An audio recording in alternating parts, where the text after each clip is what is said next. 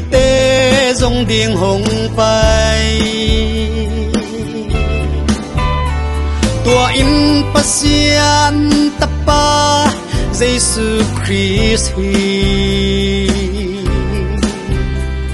alam dang hong it nan de dan ne lo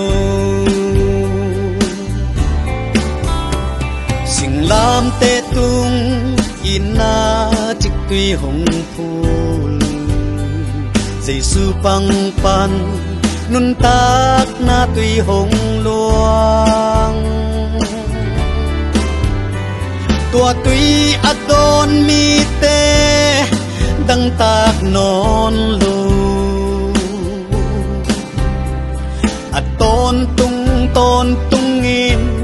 nung ta ding hi van tung nom na ken lung gul masa ken ne kalung gul pen Jesus kong muhun di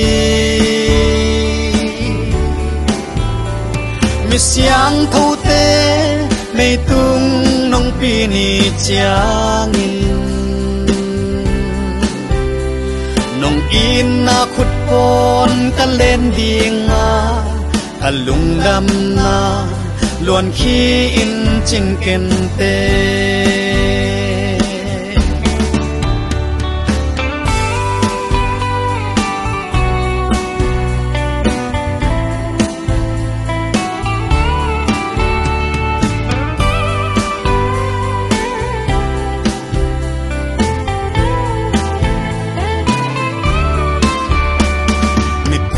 mi siam a hat an nem pen zong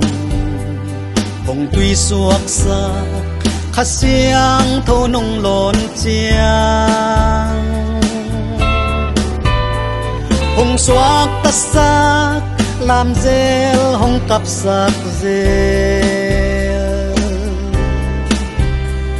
kha siang tho nong om chiang ma nuam sa ing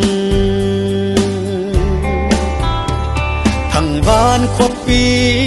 sunga khan tâm pi om